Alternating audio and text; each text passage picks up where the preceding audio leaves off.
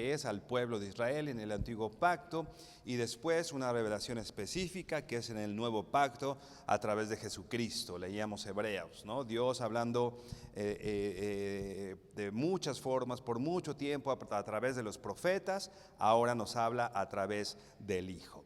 Y como hemos visto, toda esa revelación ahora nos da como resultado la Biblia, ¿no? La revelación del Hijo, la enseñanza del Hijo a los apóstoles y lo que finalmente vino después en el nuevo pacto, ¿no? Está registrada en la palabra del Señor, en la Biblia. Y la semana pasada hablábamos justamente de la autoridad de la Biblia, ¿no? Que la Biblia es autoritativa. Usábamos este término que hace referencia a que se supone, de acuerdo a lo que es y de dónde viene la palabra de Dios, tiene autoridad. Poníamos el ejemplo de un doctor, ¿no? Decíamos, un doctor, yo voy y lo veo y me tomo lo que me receta porque se supone que tiene autoridad, ¿no?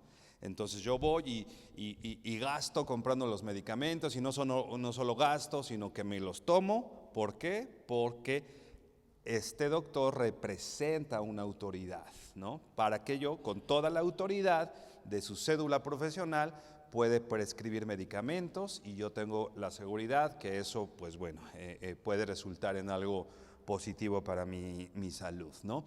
Entonces la Biblia, al saber que viene de Dios, entonces tiene autoridad, ¿no? Tiene la autoridad de Dios mismo, porque la Biblia es la palabra de Dios, ¿no? Hacíamos este recordatorio también del credo, de nuestro credo, ¿no? De que la Biblia es nuestra única regla de fe y conducta, ¿no? La Biblia rige mi fe. ¿Y por qué puede la Biblia regir mi fe?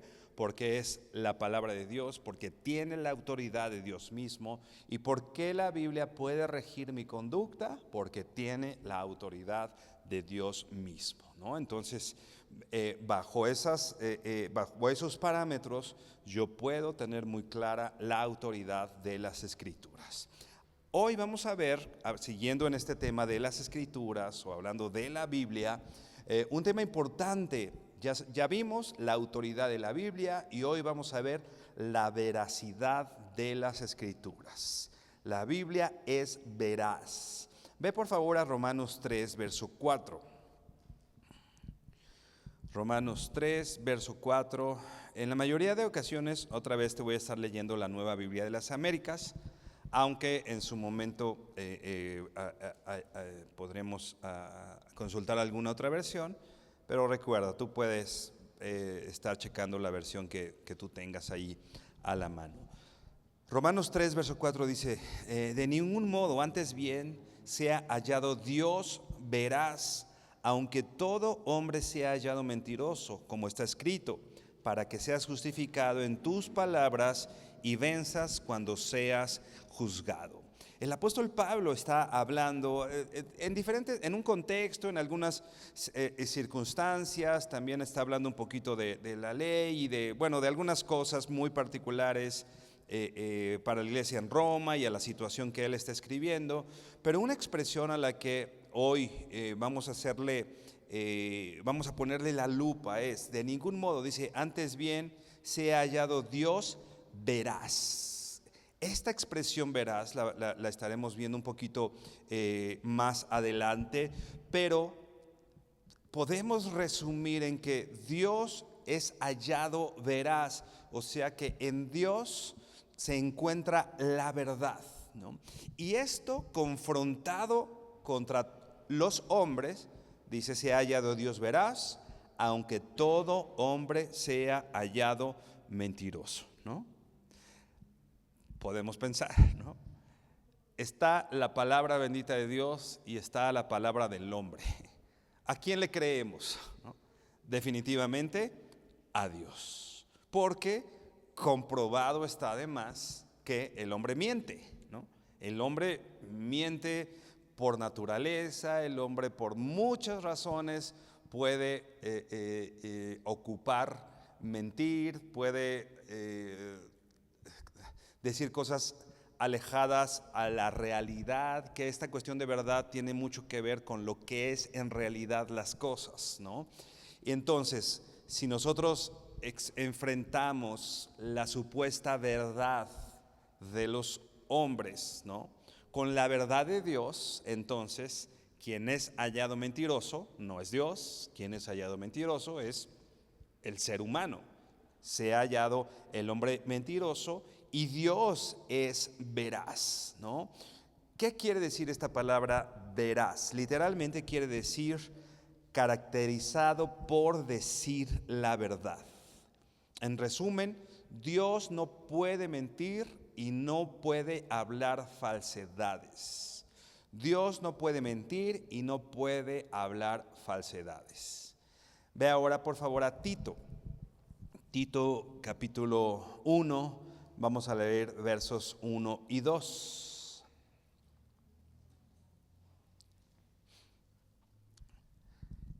Tito 1, verso 1 y 2. Recuerda, hace algunos meses estuvimos estudiando la carta a Tito, el apóstol Pablo hablando de una manera muy particular a las iglesias, a Tito, que está como autoridad en algunas iglesias en la isla de Creta. Y en esta salutación que Pablo le hace a Tito, empieza a decir, dice verso 1, Pablo, siervo de Dios y apóstol de Jesucristo, conforme a la fe de los escogidos de Dios y al pleno conocimiento de la verdad que es según la piedad. Verso 2, con la esperanza de la vida eterna, la cual Dios, que no miente, prometió desde los tiempos eternos. Empieza a hablar de Dios y particularmente de una cualidad de Dios. Quizá en el aspecto negativo, nosotros veíamos en Romanos que dice sea Dios veraz, y en el aspecto negativo podemos decir Dios que no miente, Dios que no miente. O sea que lo que está diciendo aquí la palabra de Dios es que Dios no miente, o sea que la Biblia constantemente habla de la imposibilidad de Dios de mentir. Es imposible, lo vamos a ver ahorita más adelante, es imposible que Dios mienta. No está ni en su carácter, no está en su atributo, no hay forma que Dios mienta, no hay forma que Dios diga falsedades. Y es lo que Pablo le está diciendo a Tito. Está hablando justo de la esperanza y la vida eterna, la cual Dios, y es un poco como poner las manos al fuego, ¿no? De pronto decimos, yo no puedo meter las manos al fuego por fulanito, no, porque, híjole, yo no estoy seguro de que lo que esté diciendo justamente sea verdad, ¿no? Pero Pablo mete las manos al fuego, vamos a decir, entrecomillado, ¿no? Pero Pablo está asegurando algo, está diciendo,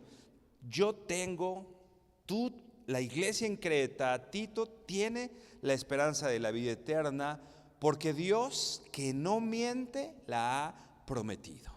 Dios que no puede mentir, Dios que no tiene la capacidad, vamos a decir, o que es imposible que Él mienta, entonces es algo que nosotros podemos tener claro. Si el Señor ha prometido una esperanza, luego entonces Dios no miente, yo puedo tener la plena certeza de esa esperanza, de que voy a recibir la esperanza, dice, prometida desde los tiempos eternos. Ahora ve por favor a Hebreos 6.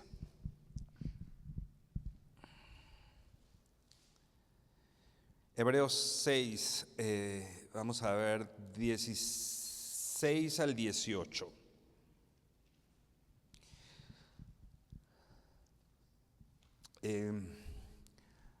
Hay algunos, el otro día leía a un comentarista bíblico que decía que particularmente el libro de Hebreos y muy en especial el capítulo 6, al menos para este gran teólogo, era los capítulos más difíciles de entender, al menos para él, ¿no?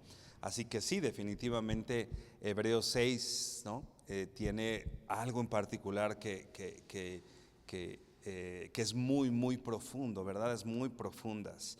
Pero justamente está anteponiendo, vamos a decir, la verdad humana o lo que dicen los seres humanos que es verdad. Dice Hebreos 6, verso 16.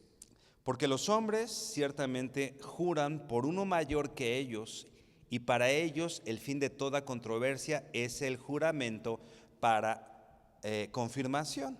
O sea, un ser humano, ¿no?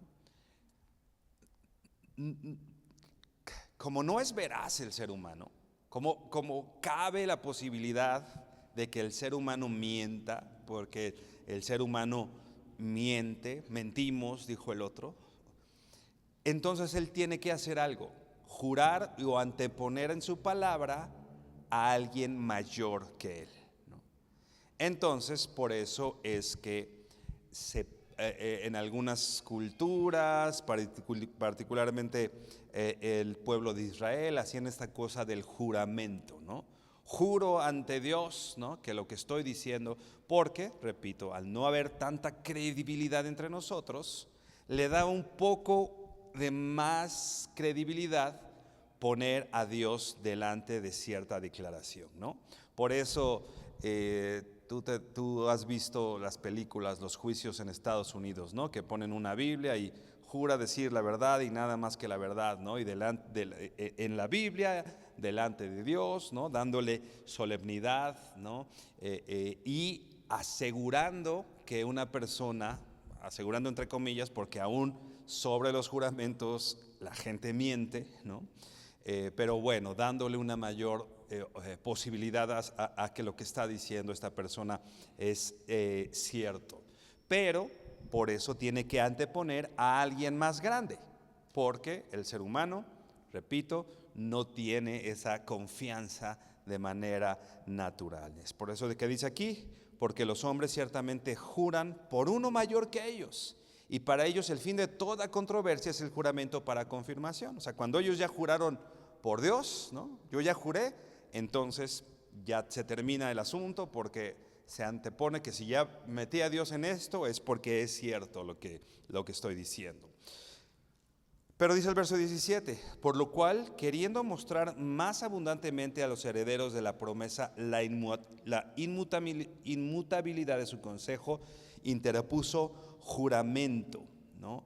Ahora, dice, queriendo Dios mostrar con mucha abundancia, ¿no?, sus promesas y que su consejo no cambia, ¿no?, está diciendo la inmutabilidad.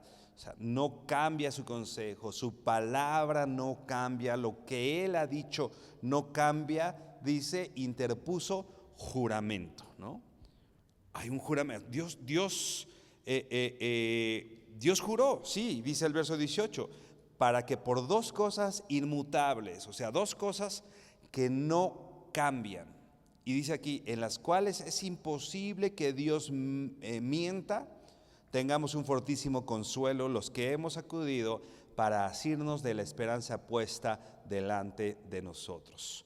Dios juró, dice, para que por dos cosas inmutables, y dice esta versión, la Reina Valera 60, dice, en las cuales es imposible que Dios mienta. Al parecer, bueno, cuando nosotros leemos la Reina Valera 60, podríamos pensar que está hablando que es imposible que Dios mienta en su consejo, ¿no?, y en su juramento, ¿no?, porque dice, en las cuales es imposible que Dios mienta, ¿no? La inmutabilidad de su consejo, interpuso juramento para que por dos cosas inmutables en las cuales es imposible que Dios mienta. Repito, parece que es Dios no miente, pero en dos cosas muy específicas. Pero para esto te voy a pedir que vayas bueno, si tienes la posibilidad, a la Nueva Traducción Viviente, ahí mismo en Hebreos 6, verso 18. No es solo que Dios no mienta en cuanto a su consejo y en cuanto a su juramento. La NTV, que tiene una traducción mucho más acercada o más acercada a la realidad del texto, dice Hebreos 6, verso 18. La NTV dice: así que Dios ha hecho ambas cosas, la promesa y el juramento. Estas dos cosas no pueden cambiar porque es imposible que Dios mienta. ¿Por qué no cambian estas cosas? No es que Dios no solo no mienta en su consejo y en el juramento, sino dice aquí, Dios ha hecho ambas cosas. Dios hizo la promesa y Dios hizo el juramento. Estas dos cosas no pueden cambiar. ¿Por qué no pueden cambiar? Porque es imposible que Dios mienta. Dios está, vamos a decir, imposibilitado para mentir. Ya decíamos, en su carácter, en él mismo no está la falsedad, no está mentir. ¿Por qué? Dice Romanos, Dios es veraz, en él está la verdad. Y este es el sentido del texto. Ve ahora por favor a Números, el libro de los Números 23, verso 19, por favor.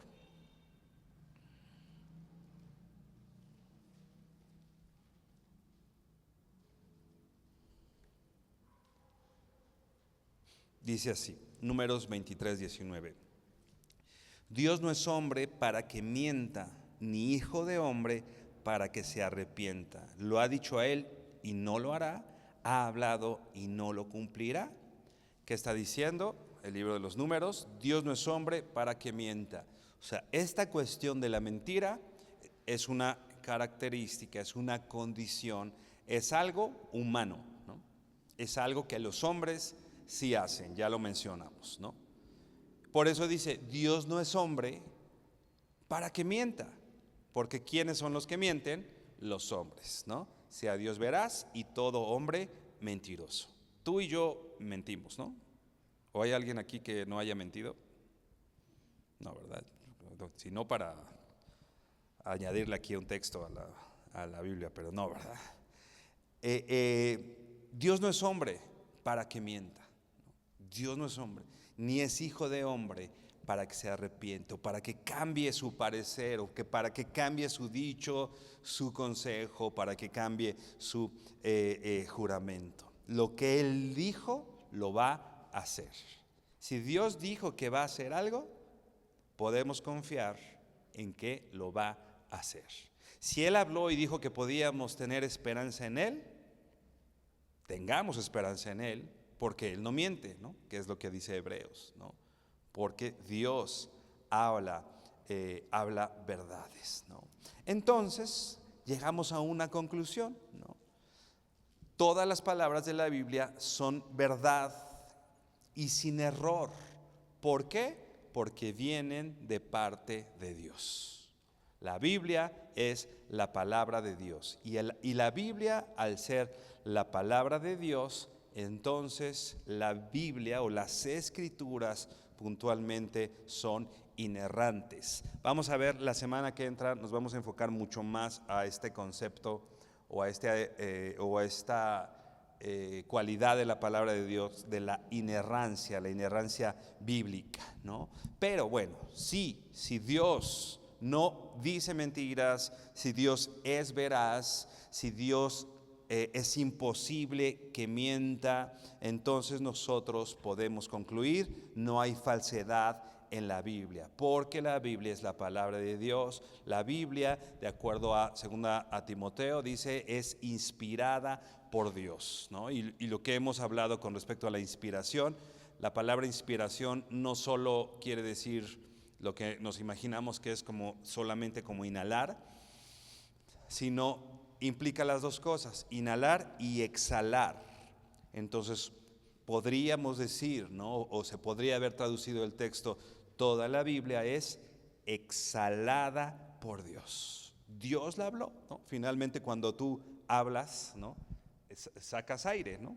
Exhalas, ¿no?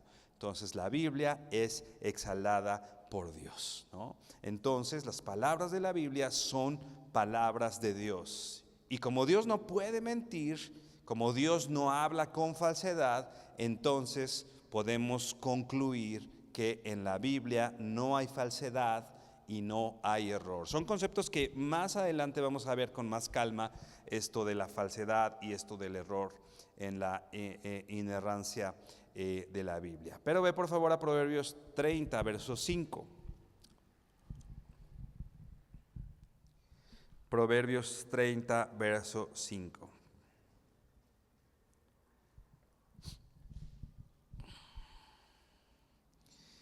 Dice,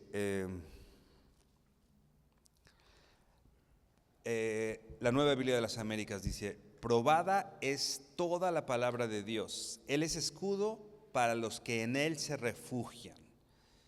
Dice la Nueva Biblia de las Américas: probada es toda la palabra de Dios. La Reina Valera dice limpia, creo, ¿no? Limpia es la palabra de Dios, ¿no? Vamos a la NTV, ya tenemos dos ideas de lo que dice el texto, ¿no? La Nueva Biblia de las Américas dice probada. La Reina Valera dice limpia es la palabra de Dios. Y estas cosas son totalmente complementarias, ¿no? Limpia, ¿no? Que está libre de falsedad, que está libre, ¿no? Y probada. Otras versiones dicen ensayada o refinada. Pero mira, la NTV dice toda palabra, y en el verso 5, Proverbios 30, dice: toda palabra de Dios demuestra ser verdadera. Él es un escudo para todos los que buscan su protección. ¿Qué dice la Biblia de sí misma?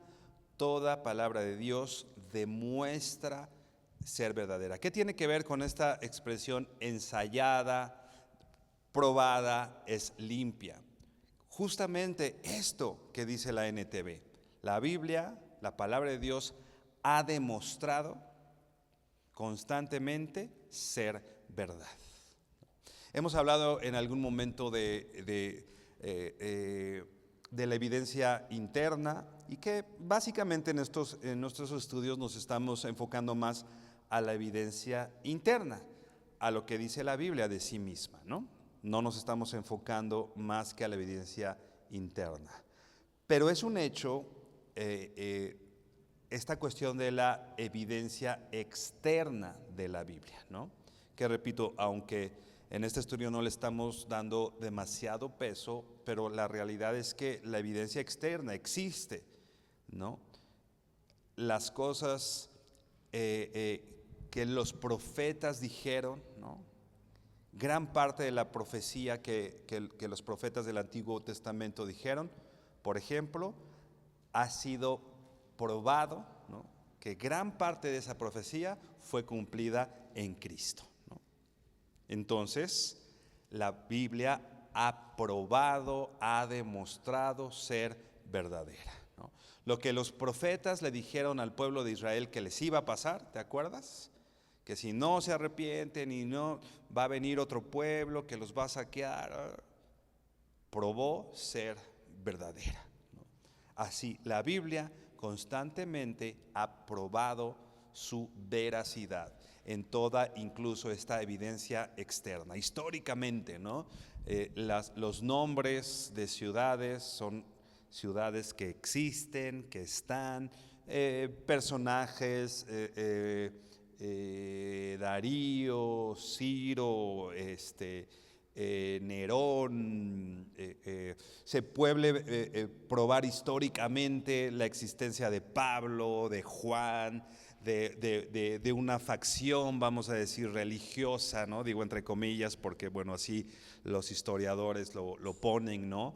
Que venía a través de un tal Jesús de Nazaret, y que eso llevó a la persecución de muchas personas que dieron su vida. O sea, eso está registrado no solo en la Biblia, eso está registrado en la historia, ¿no? Entonces hay evidencia externa que apunta a eso, que ha demostrado que lo que dice la Biblia es verdadero, ¿no? Y lo que ya decíamos, si todo lo que ha dicho la Biblia se ha cumplido hasta hoy, o gran parte de la profecía se ha cumplido hasta hoy, no tiene por qué ser diferente en el futuro, ¿no?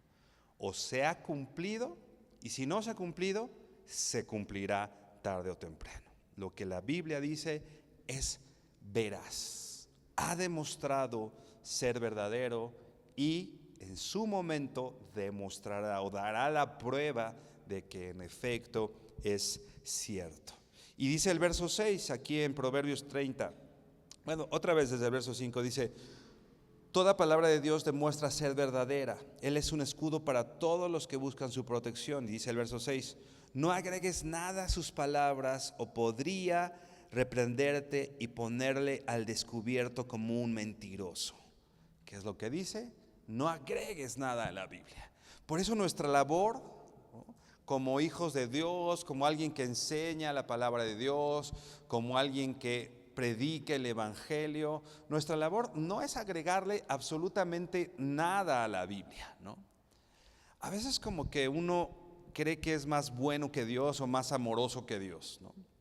Y las partes difíciles de la Biblia, ¿no?, a veces como que las tratamos de maquillar y decirle a la gente: no, bueno, esto lo hizo Dios porque, ¿no? Y como si nosotros fuéramos más buenos que Dios o más bondadosos que Dios, ¿no? Y como que maquillamos las cosas que tal vez a la gente le puedan resultar fuertes o duras, ¿no? Pero ¿qué dice la Biblia? No agregues, o sea, nuestra labor es hablar lo que dice la Biblia. Punto.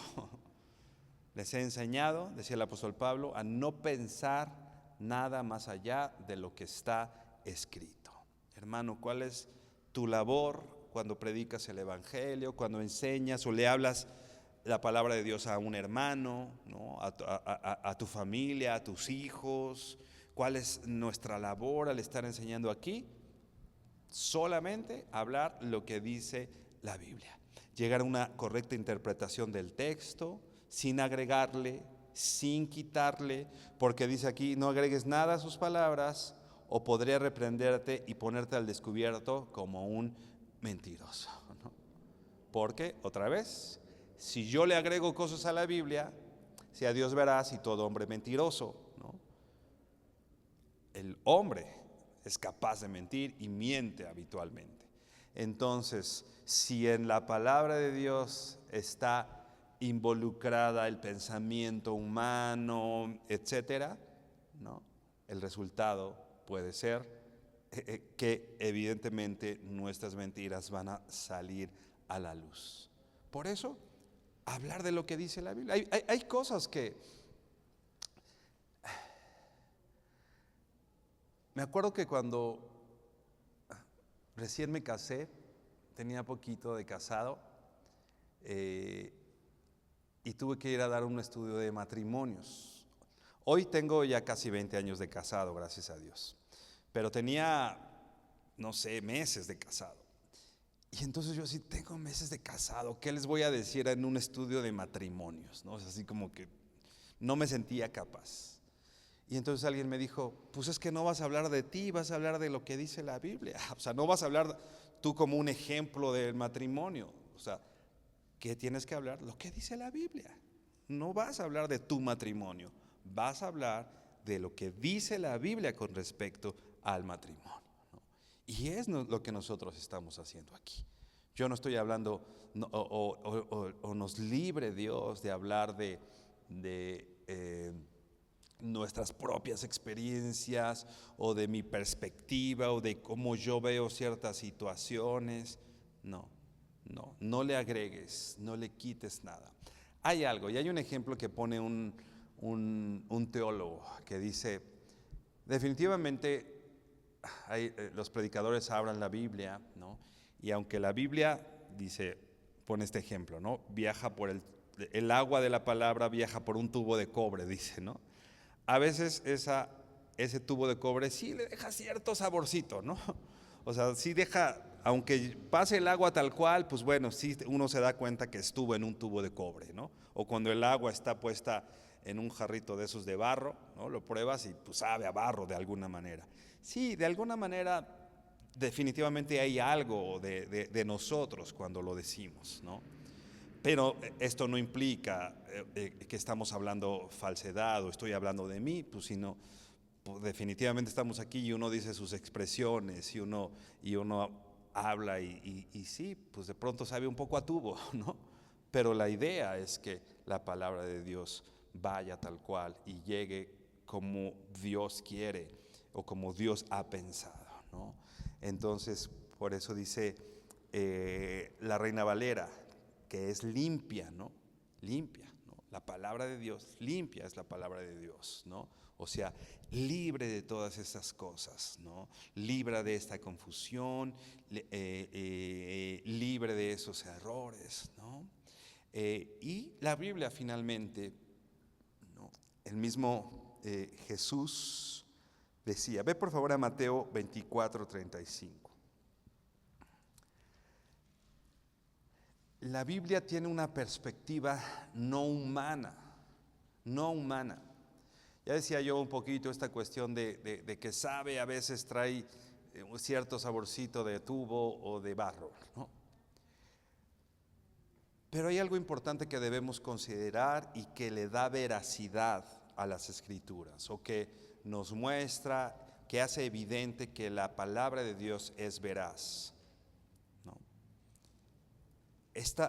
Bueno, dice Mateo 24, verso 35. El cielo y la tierra pasarán, pero mis palabras jamás pasarán. O sea, las palabras de Dios son eternas. Incluso no solo va a pasar, dice la Biblia que el ser humano es como la hoja que pasa y que se desvanece, como neblina que se desvanece. Pero incluso el cielo y la tierra, que duran más que el ser humano, incluso el cielo y la tierra van a pasar. Pero ¿sabes qué no va a pasar? La palabra de Dios. La palabra de Dios es eterna y está hablada desde esa perspectiva, ¿no? La palabra del hombre, aunque puede ser verdad en algún punto, ¿no?, pierde vigencia.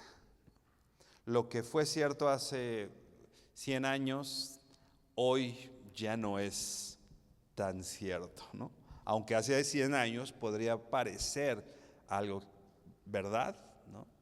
Hoy esas cosas no necesariamente hoy son verdad, porque tienen una perspectiva como el ser humano. ¿Qué pasa, no? Yo observé ciertas cosas y desde el lugar en el que estoy diciendo una verdad, ¿no? Yo aquí, por ejemplo, puedo pensar, la hermana Blanquita no trajo su cara hoy, ¿no? Esta es mi perspectiva, pero pues porque desde aquí no la puedo ver. Pero si tengo una perspectiva amplia, como la que tiene Dios, ¿no?, entonces me puedo dar cuenta que en efecto todos trajeron hoy sus caras, ¿no? O sea, Dios tiene una perspectiva no limitada como la de nosotros. Dios tiene una perspectiva eterna. Él no solo abarca todo en una dimensión, sino todo también a lo largo de la eternidad. Está por encima del tiempo, ¿no? Entonces, las verdades que Dios dice no están supeditadas a épocas, ¿no? No están supeditadas a que esto era cierto en cierto momento, pero ya no, ¿no? Sino la palabra de Dios es eterna. Las palabras de Dios son verdad. Hoy, en la cultura en la que vivimos, cada quien tiene su propia verdad, ¿no? Hay tantas verdades como personas existen, ¿no? Incluso la expresión, pues esa es su verdad, ¿no? Y como si cada uno de nosotros pudiera decir una verdad. Y hoy, en la cultura en la que estamos, no hay verdades absolutas, ¿no? ¿Qué soy? ¿Hombre o mujer? Pues ¿qué te sientes, no? Pues me siento así. Ah, pues esa es tu verdad, ¿no? Incluso las verdades evidentes, hasta es ofensivo el declarar la verdad, ¿no? Porque la verdad está sujeta a sentimientos, a sensaciones, a perspectivas, a criterios. Hoy es esa cultura. Y el que no entre a eso, ¿no?, es un discurso de odio, ¿no? Hoy decir la verdad es algo totalmente valiente, ¿no? y algo totalmente contracultural, ¿no? Incluso muchas personas, muchos hijos de Dios han muerto por el hecho de decir la verdad, ¿no?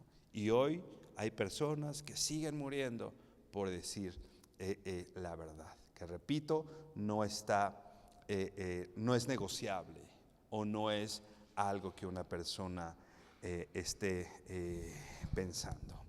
Ve por favor a Juan 17, verso 17.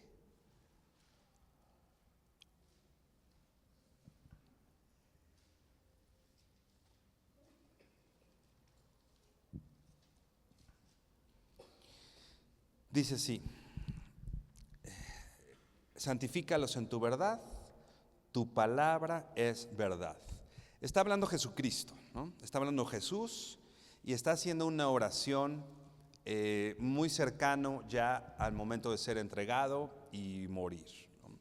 Y justo antes de ser entregado, Él está orando y hace una oración muy especial y muy importante con respecto a sus discípulos, ¿no? Y empieza a orar por sus discípulos. Y esta oración es por sus discípulos, los que tienen ese momento, pero también dice: oro no solo por estos, sino por todos aquellos que se van a convertir por el testimonio de ellos.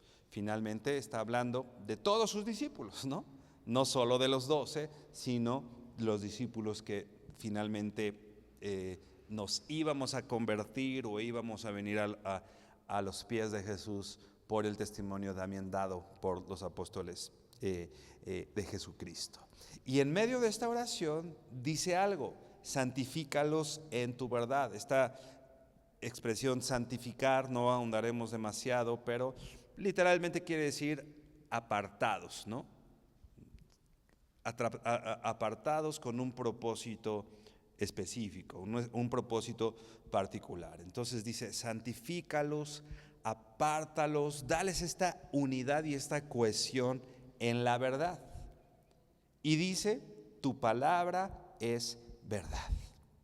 Entonces, ¿qué es lo que nos santifica? ¿Qué es lo que nos da cohesión, unidad? ¿Qué es lo que nos hace el pueblo de Dios? Finalmente es la verdad. ¿Y cuál es la verdad? La palabra de Dios. La palabra de Dios. Esto es muy interesante porque la expresión que se usa aquí en la palabra verdad, tu palabra es verdad, es la palabra griega aletheia, que se traduce aquí verdad. Hay otras palabras que se ocupan para decir verdad o verdadera, pero esta llama mucho la atención porque estas otras expresiones lo que quieren decir es: tu palabra es verdadera, o tu palabra corresponde a la verdad. No solo es que la palabra de Dios sea una verdad, o no solo es que la palabra de Dios contenga verdad o contenga la verdad, sino la palabra aletheia, ¿no? Que ya decíamos, es una expresión en griego que se ocupa no solo para decir que simplemente es verdadera la palabra de Dios, sino que la palabra de Dios es verdad en sí misma. No solo está diciendo es verdad, sino una traducción quizá más específica sería: tu palabra es la verdad. La verdad. Sí hay una verdad absoluta.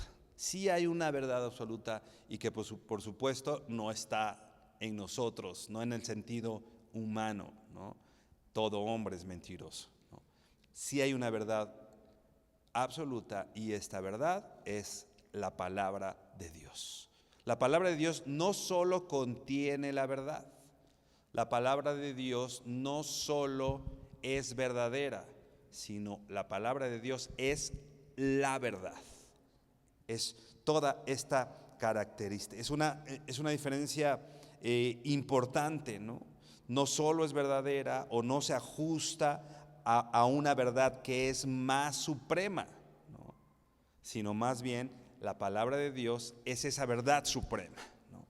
Repito, no es una verdad que se añade a una verdad suprema, sino la palabra de Dios es la verdad suprema, la verdad absoluta, ¿no? Es toda la verdad. Entonces, si nosotros entendemos que la Biblia es la palabra de Dios, ¿no?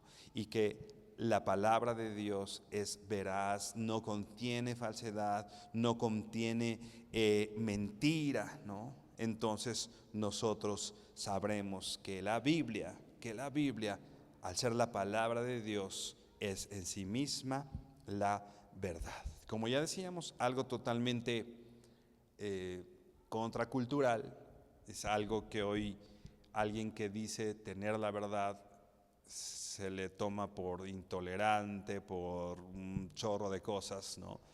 Y no estamos diciendo que un ser humano es el que contiene toda la verdad. Estamos diciendo que el que tiene esa verdad y el que determina eso, y la verdad suprema viene solamente de Dios y a través de su palabra, ¿no? Obviamente esta noción de las perspectivas, ¿no? O que cada quien tiene su verdad, o de acuerdo al contexto cada quien maneja su propia verdad. Eso, por supuesto, está en oposición es totalmente opuesto a lo que la Biblia dice, ¿no? La Biblia dice de sí misma que es la verdad que Dios nos ha revelado. Es la verdad. Entonces, si yo quiero conocer la verdad, ¿no? No voy con mis cuates a ver qué dicen de esto, ¿no? No voy con alguien. Si tú quieres conocer la verdad y tener la plena certeza de que no te están mintiendo, ¿a dónde acudimos? A la Biblia. La Biblia es la verdad. La palabra de Dios es la verdad. Por eso la idea de que la Biblia, al no estar en negociación de que si es cierto o no, por ejemplo, en medio de la iglesia, ¿no? ¿Qué es lo que nos une?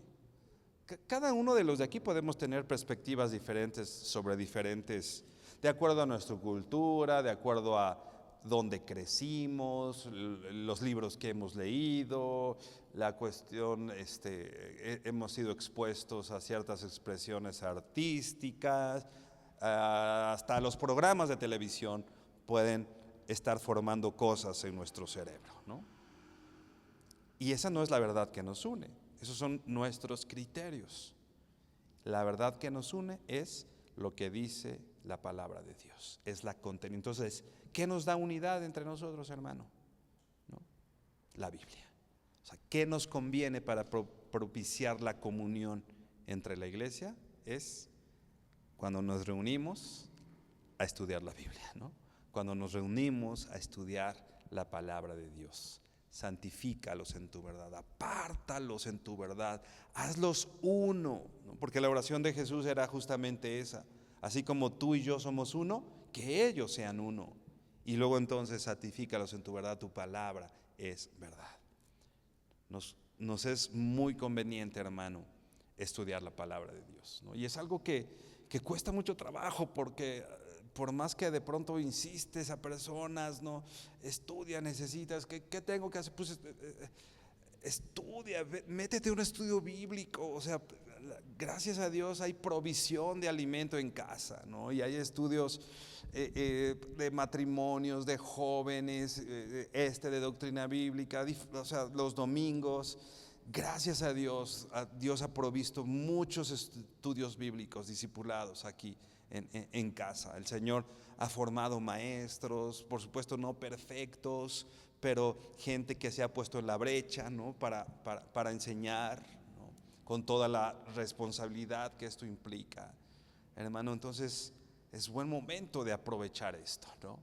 Y si queremos unidad en el cuerpo de Dios, no es solamente congregándonos y yéndonos a comer, que es parte de, ¿no? Nos vamos a comer y está padre, ¿no? Qué bueno, o sea, sí propiciemos eso. O sea, no es que eso esté mal, pero la unidad real nos las va a dar la palabra de Dios, ¿no?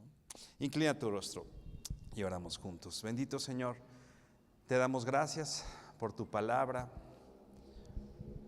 porque ella, Señor, como dice de ella misma, como decía tu Hijo Jesús, ellas nos dan testimonio de Jesús, nos dan testimonio de quién eres tú, Señor. Nos hablan de ti. No solo, Señor, hay ciertas cosas contenidas en la palabra de Dios que nos sirven que nos dan tips para tener una buena vida, una mejor vida. No, Señor, no es que la Biblia solamente nos provea de ciertas situaciones que nos ayuden a tener una vida más cómoda, sino que lo que nos da testimonio de quién eres tú, lo que nos da testimonio de quién es Jesucristo, es tu palabra.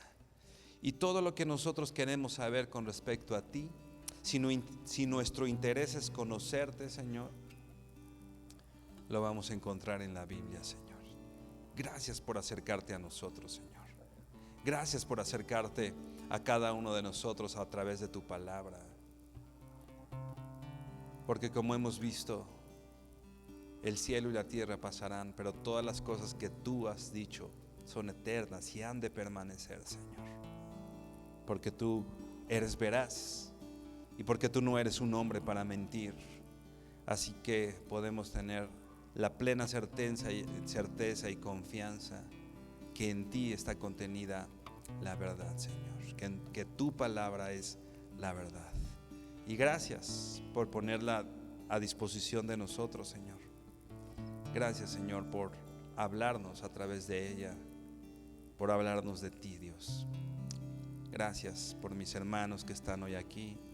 Ayúdanos, Señor, a que esta semilla puesta en nuestros corazones pueda traer, Señor, cada vez más conocimiento de ti y, por supuesto, Señor, mucho fruto.